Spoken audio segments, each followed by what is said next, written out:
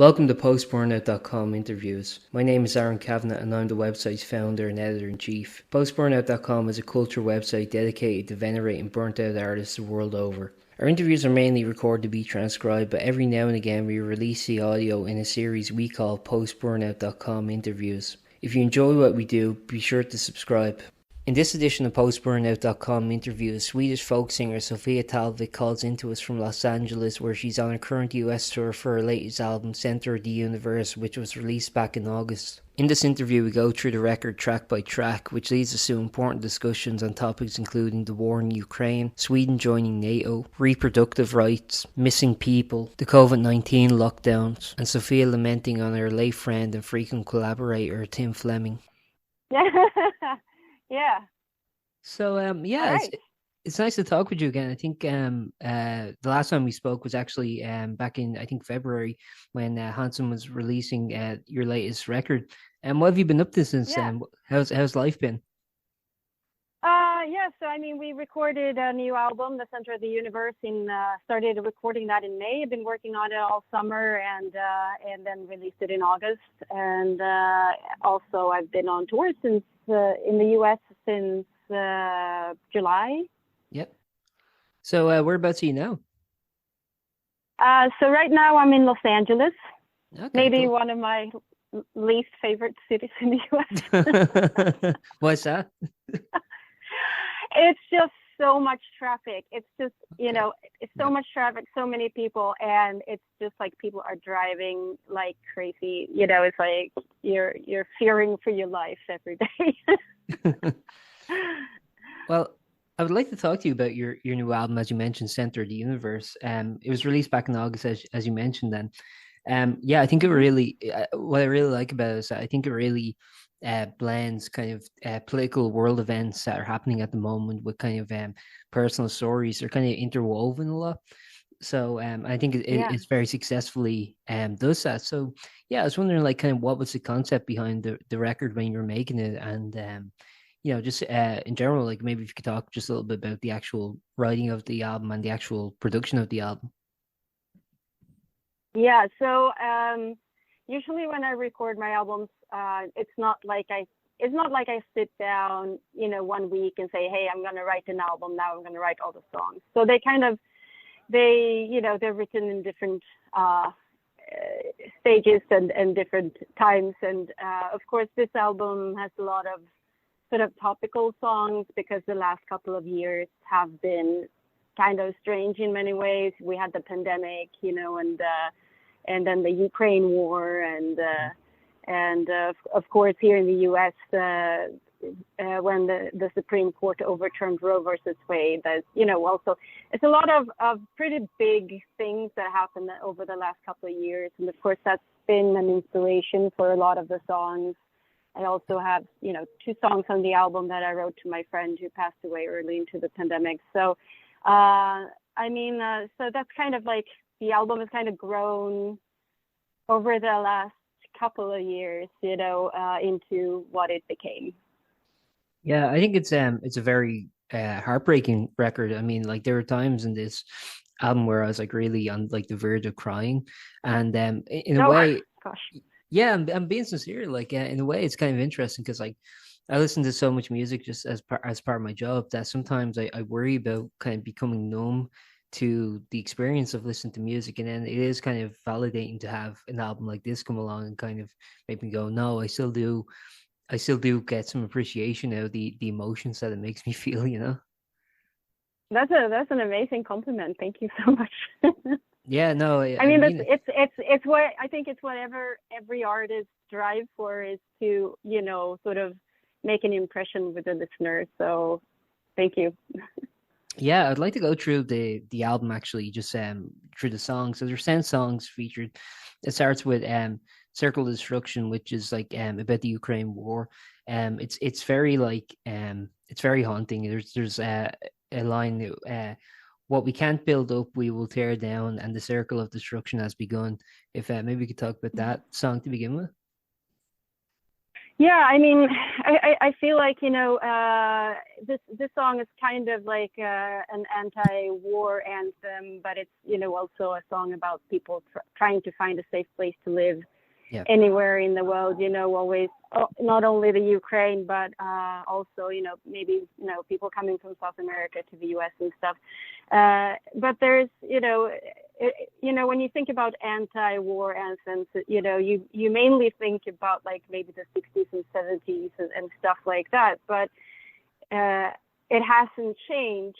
And that's kind of what those lyrics are about, that we're still trying, to make things better, but there's always people that sort of just want to tear stuff down and go back to the way things were before, or, just like try to make everything worse again.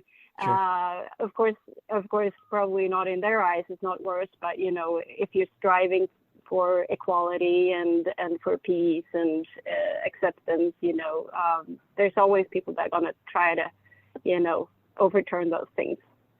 Yeah, and I think also you see like how the war kind of affects people outside of it. So for example, with the Ukraine war now going on, it's not just affecting Russia and Ukraine.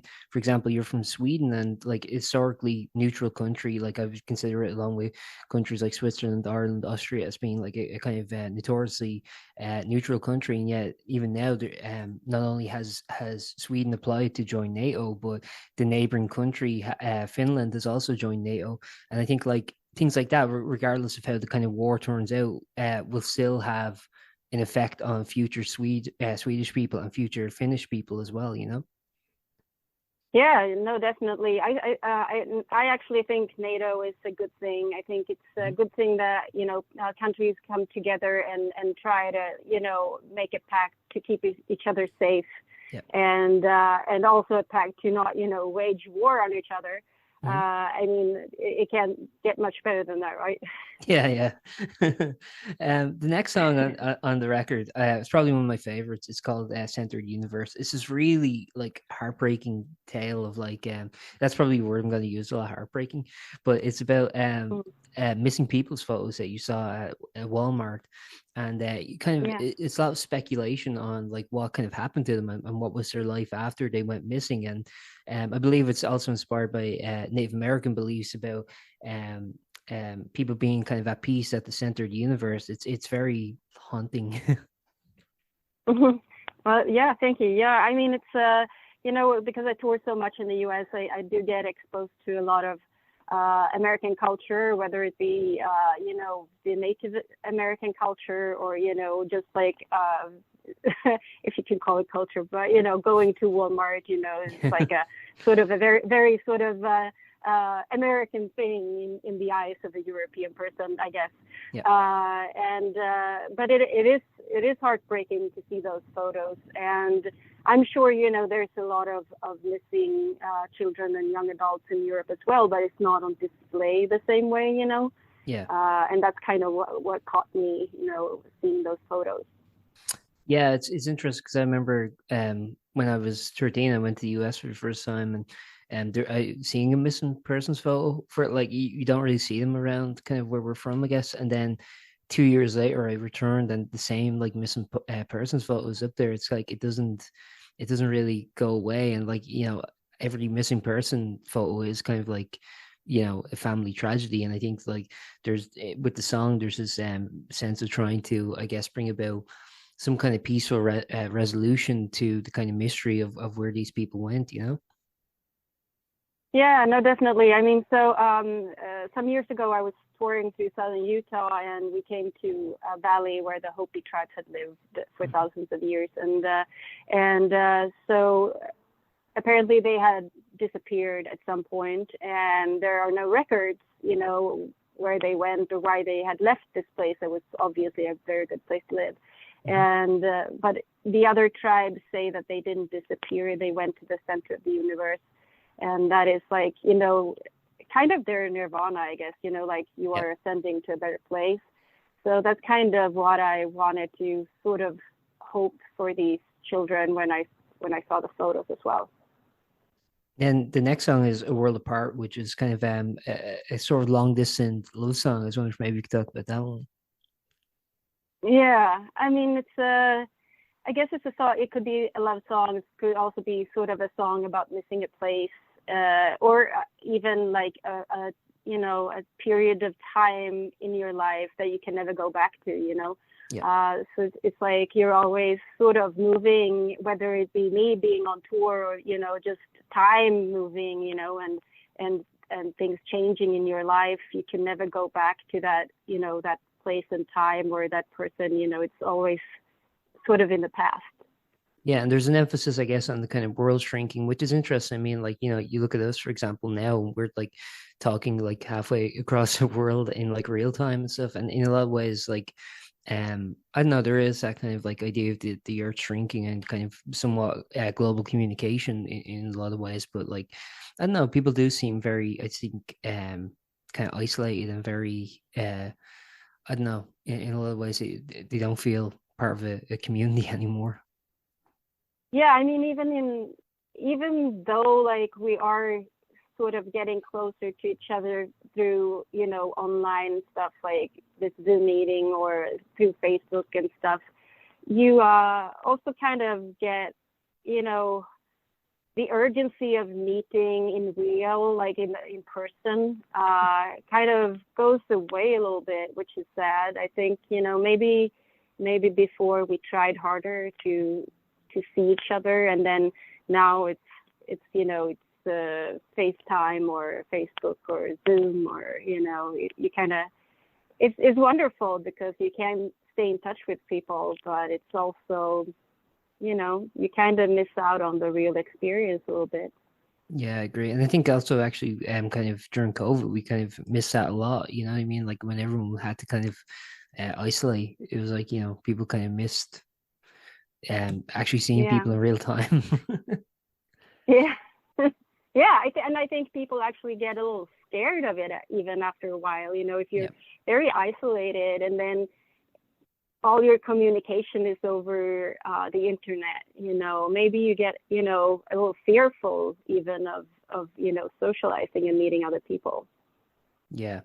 The next song actually on the record is called Two Thirds, and I sort of interpret this one as about kind of wanting full respect and commitment and love in a relationship and not settling for anything less. It seems to kind of take place from a narrative perspective of someone talking to a friend. I was wondering if maybe you could talk about that one. Yeah, sure. No, I have a friend who told me that she watched this sort of this TED talk, Mhm. and there was I haven't watched it myself, but apparently this guy was like talking about how you know that if you can find someone that you are like 60% compatible with, you Yeah. should consider yourself lucky, and and then sort of like you can make up for the rest, through your own like I don't know, ideas or your own kind of life, I guess, to fill it out. And I just thought that was so sad. And I realize that I'm very biased because I'm in a very happy relationship and I've been with my husband for over 20 years and we are best friends and we'll go on tour together. But I just feel like, no one should settle for Yeah. something that's only like 60%, or it's just, to me, it was just like, it sounded like a very sad TED talk. Speaking of sad, the next song is Boy Soldier. I sort of see this one as kind of like exploring the sort of mental impact that war can have on the youth. What's interesting is I think now we're seeing it kind of in Ukraine where people are having their country invaded, and people are kind of, whether they like don't really have a choice to be involved in the war, like even if they choose to join the military or not, the war is kind of coming to them. And simultaneously I also feel somewhat sad for a lot of the kind of Russian youth who are getting conscripted to, who don't want to fight in this war, but their government are kind of forcing them to. I was kind of thinking of a lot of that when I was listening to the song. It's very like, I think it's trying to kind of explore the kind of mental impact a lot of that war has on the youth. I was wondering if maybe you could talk about it. Yeah, so when I started writing this song, I was actually inspired by a photo that a friend took of her child when he was dressed up as a little soldier, and I thought, so that kind of like that spurred the idea for just those words, boy soldier. And then, I mean, to me, this song is probably more about domestic abuse and you know, sort of, like you said, also like not mental illness, but like, you know, mental pain in a way, you know, that you're struggling and maybe you're in a bad relationship, or, you know, you have an abusive person in your family that you have to deal with. And, but of course, you know, it applies also to all the places where, you know, young kids have to, you know, sign up to, you know, fight a war. It's awful, but I think when I wrote the song, it was mainly more in like a domestic situation that I was thinking about. Do you think then sometimes the circumstances of the world can kind of sort of add meanings to your songs that maybe you didn't initially intend? Definitely, and I think that's kind of the whole point about writing songs too, is that actually it doesn't really matter what I thought when I wrote the song, or, you know, what my feelings were. That what matters is what people, what they associate with them, and you know, what they, what other people hear and interpret my songs as, because that's kind of the way, as a storyteller or as a writer, you want things to be, you know, you want to reach the people and that they can feel that they make the songs their own and they have their own sort of idea about them. So actually it doesn't matter really what I wrote, you know, thought when I wrote them. You know, it would be boring if my songs were just like pages of a diary where you could exactly read every single little thing that I did that day. You know, it's better than that. You know, people can interpret them into their own. Yeah, into their own meaning. And then yeah, exactly. the next song is Meanwhile in Winsboro, and this got a lot of traction. Initially, it was I believe it got featured on American Songwriter magazine. Yeah, it was made at the beginning of lockdown, when I believe a series of South by Southwest concerts in Texas got cancelled. It features, as you were mentioning earlier, Tim Fleming playing on the record, who sadly passed away, and we'll be coming back to him, I guess, like with the last two songs. But yeah, I mean, it's an interesting song, kind of looking back on it retrospectively, because like it was kind of written in the midst of like you know, COVID being like, you know, a new thing coming along and people being very scared. And it was actually a very hopeful song, I think, because, you know, it ends with the message that, you know, this is not the end of the world. And obviously, like now, you know, COVID's not over, but we seem to be living in a very different place than we were back then. I was wondering how you think this song kind of evolved in those 3 years or so. I mean, I think it's important to kind of remember how we all felt when it started, and we had no idea what was happening, or what was, you know, what it was going to turn into. Because it's easy now to say, oh, you know, it's over, or, you know, you don't have to take any boosters anymore, and, you know, maybe you don't, I don't know, but I still do. But it's you know, I think it's important to remember that it's, you know, what happened and what we felt. And that song is sort of a very sort of a little kind of snippet in time, you know, that captures that, I guess. Yeah. Do you think it's, how do you view it now compared to when you did then? Does it still resonate for you, I guess? I mean, for me as an artist, it's not back to normal yet. I mean, there are huge consequences when you're touring, you know, in how many people come out. You know, so many venues have closed, concert series have closed down, and people there are still many people that are still very afraid. And you can really tell. And I mean, I have people come to my shows and wear masks and, you know, and stuff.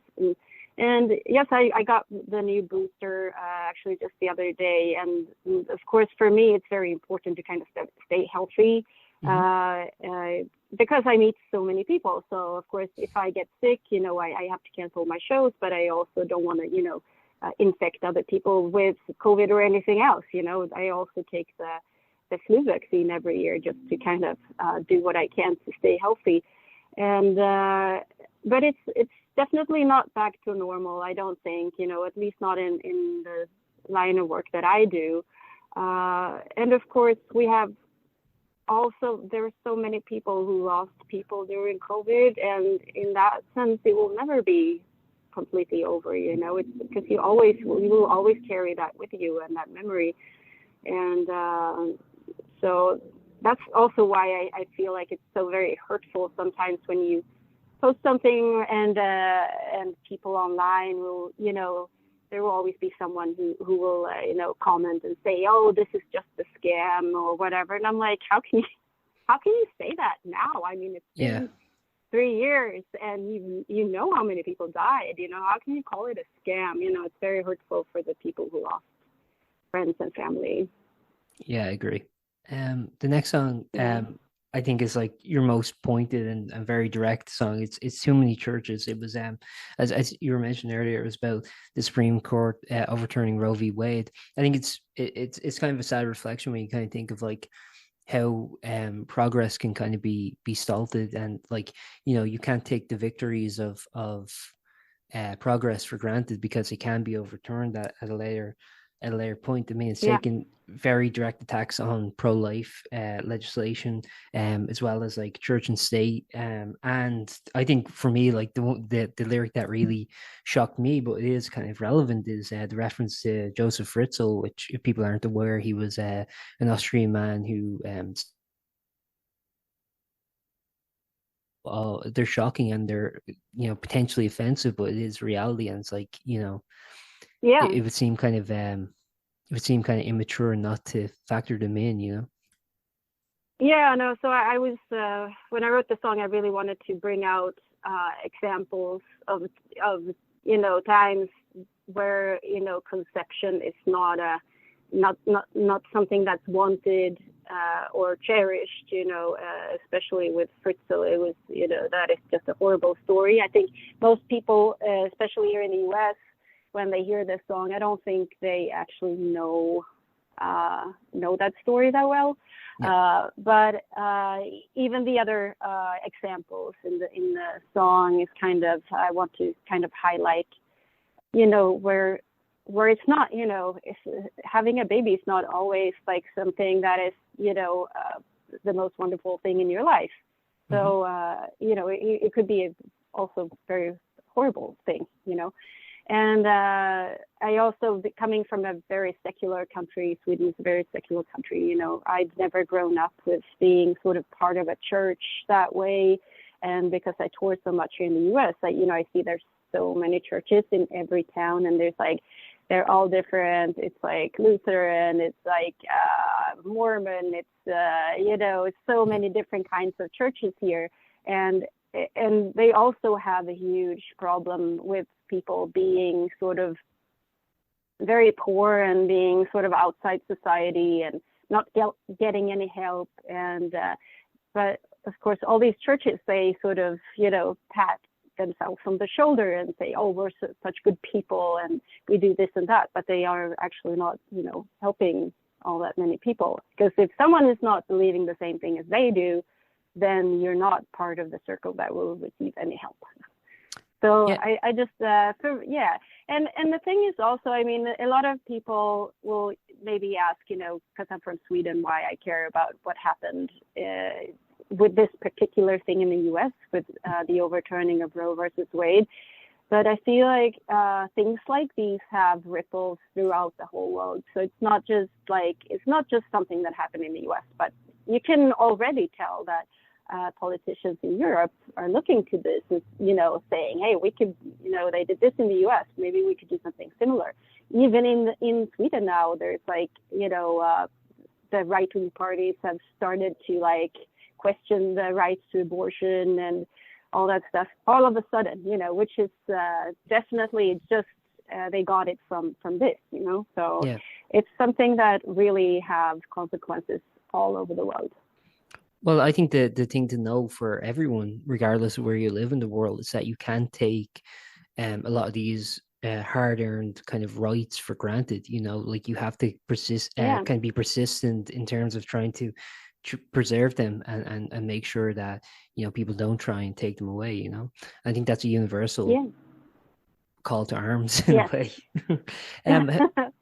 How do you find the kind of reception to that song has been when touring the United States? Is that been a song that's been on your set list, and have people said anything about it? Yeah, so it's been very interesting actually, because I have been singing it at most of my shows here in the US, and most of the time it's very well received. A lot of people come up and talk to me afterwards and say it's their like favorite song of the set and stuff like that. But then I also have, some people that of course take offense. I'm very sort of diligent about, what I'm saying before I sing the song, and I tell them that this is not a song about blame. It's not a song about saying you are not allowed to have your faith or believe in God or anything like that. It's a song about accepting that other people have other beliefs and their own choices.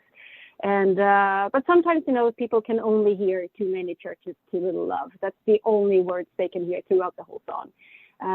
So then sometimes they will send me an email a couple of days later, because for some reason these people can never come up and talk to me after the show, which is very interesting. And it's always the same message. It's like,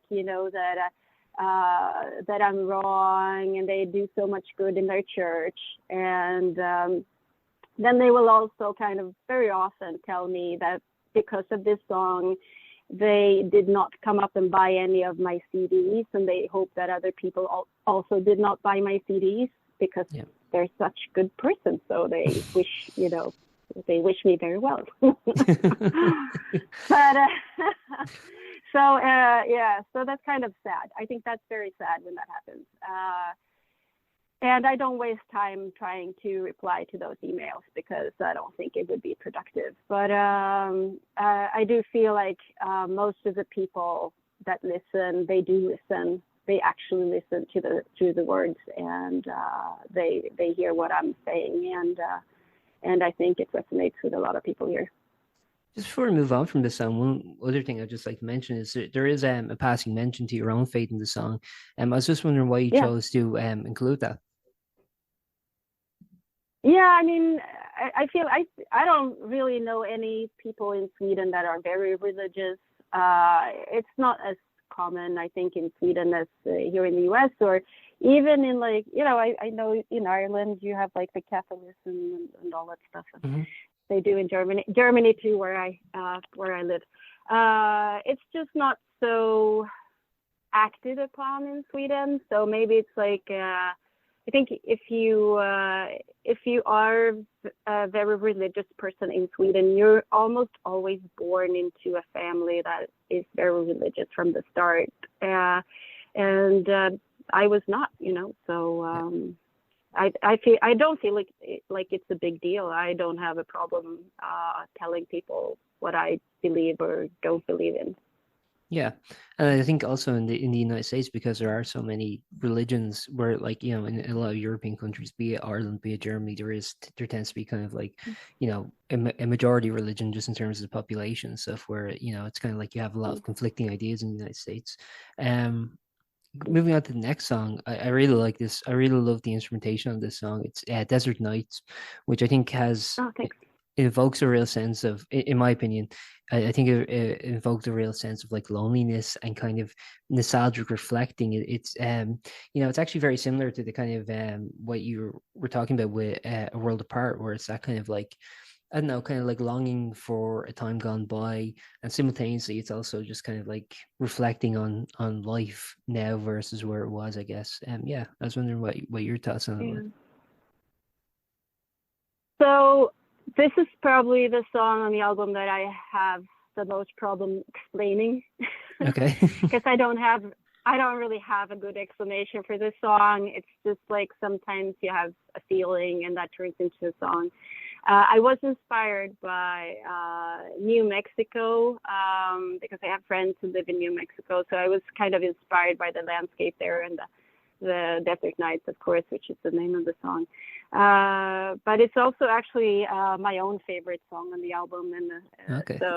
and the one that I enjoy, the one that I enjoy playing the most. But I do kind of have a hard time, sort of saying something meaningful about it. I guess it's one of those songs that's better when you do your own interpretation. But do you think it's like nice to do songs like that from time to time, where it is kind of like somewhat abstract and kind of just about the poetry and about the atmosphere? Because that's the main thing I got from the song, was just a real sense of atmosphere. Do you think that's kind of like also an enjoyable aspect of songwriting? Because I know like the majority of your songs kind of do have an actual statement, and there's a message being kind of told. Yeah. Yeah. Well, that sounds good to me. Next one, in another heartbreaking song, "Broken." This was for your friend Tim Fleming, tribute to him. And there are two lines that I adored in this song. One was he passed away by a heart attack for people who are unaware, and the line, "When your heart was breaking, you were breaking my heart too." And the other one I loved was, "You always cried when songs were sad. You made me smile when I was blue.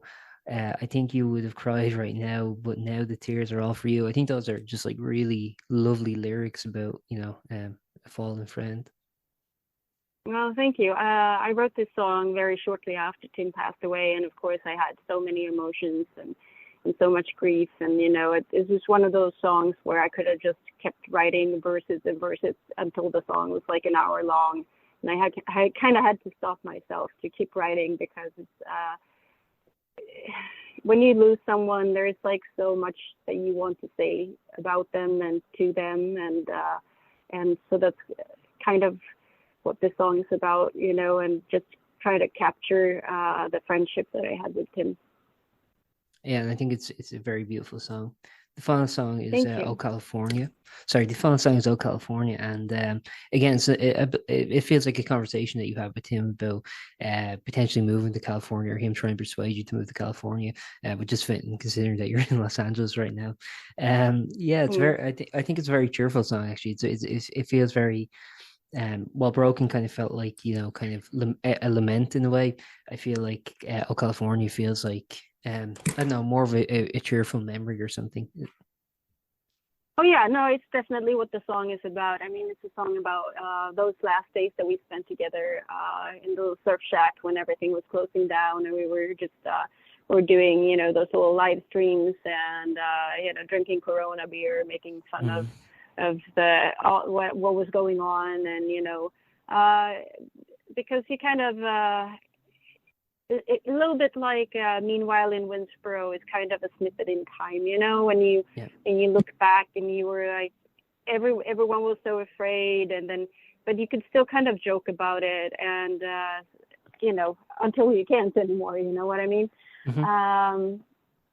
I mean, the song is mainly about the last days that we spent together, but it's also sort of it's a song about him going back here to what ended up being, the last days of his life, so it's sad that way, but I really wanted it to be sort of an uplifting song in his memory.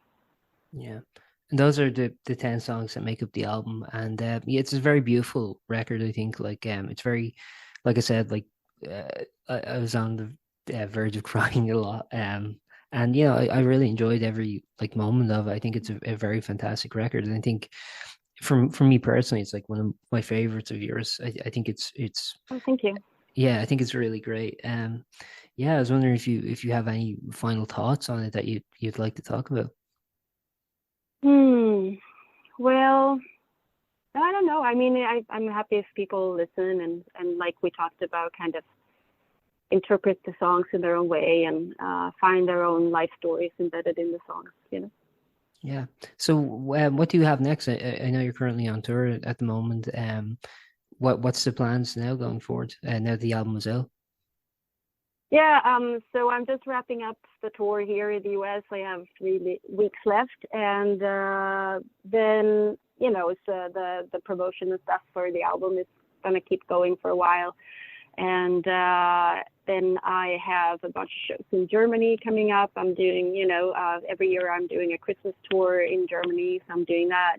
And I have to write a Christmas song too, because I always, put out a Christmas single every year. Yeah. And I haven't written it yet. I've always try to do it in the summertime, because it's like, so I have time to sort of record and think about it and promote it. But since we were working so hard on the new album the whole summer, there was like no time to do that. So I am actually kind of beating myself up a little bit about it now and being like, hey, when can I find like a couple hours to sit down and try to figure out a Christmas song? But that's kind of what's going on now. And then, of course, next year there will be more touring in both Europe and in the US. Perfect. Is there anything you'd like to add before we wrap up? Or I'm sorry? Is there anything you'd like to add before we wrap up? No, I think that's it. Perfect. It was very nice talking with you again. And I look forward to the next one. All right. Thanks so much, Aaron. Thank you, Sofia. Take care of yourself. Thanks. Take care. Bye. Thank you for listening to that episode of Post-Burnout.com interviews. We hope you enjoyed and stay tuned for more.